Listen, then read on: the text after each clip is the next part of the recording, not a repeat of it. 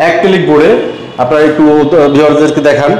আসলে যে হাতলগুলো আমরা ইউজ করেছি এগুলা অত্যন্ত মানসম্মত এবং আধুনিক যে ব্যাটারিজগুলো আমরা ইউজ করেছি। এখানে আমরা ভিতরে থেকে একটু আমাদের ভিউয়ারদেরকে দেখাবেন। আচ্ছা, আমরা একটু ভিতরের অংশটা দেখাই। ভিতরে কি পেইন্ট করছে না? হ্যাঁ, যে এটা পেইন্ট করা।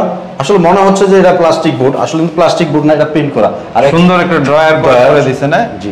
আচ্ছা, কালার কম্বিনেশন সুন্দর হইছে। একটু স্মুথ আপনারা ভিউয়ারদেরকে একটু দেখাবেন আসলে ব্যাপারটা কতটা স্মুথ। আর এখানে আমরা থ্রি পার্টের চ্যানেল ইউজ করছি।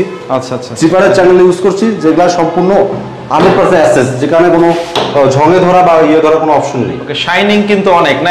একদম স্মুথ, একদম স্মুথ। এগুলো অ্যাক্রিলিক বোর্ডের উপর। হ্যাঁ, এগুলো অ্যাক্রিলিক বোর্ড। আচ্ছা, উপরেও দেখেন অনেকগুলো পাল্লা করা হয়েছে। তো এগুলা ভাইয়া যদি কেউ করাতে চায় অ্যাক্রিলিক বোর্ডের উপরে, তো এগুলা পার স্কয়ার ফিট কত করে নেবেন ভাইয়া বলেন? 1650 টাকা করে দিয়ে পারবো। আচ্ছা, অ্যাক্রিলিক আর এসপিএল সেম দামই থাকে সাধারণত না? অ্যাক্রিলিক আসলে আরেকটা ব্যাপার হচ্ছে যে এখানে আমরা একটা মিরর দিয়েছি, যেহেতু এটা বেডরুম, এখানে একটা ড্রেসিং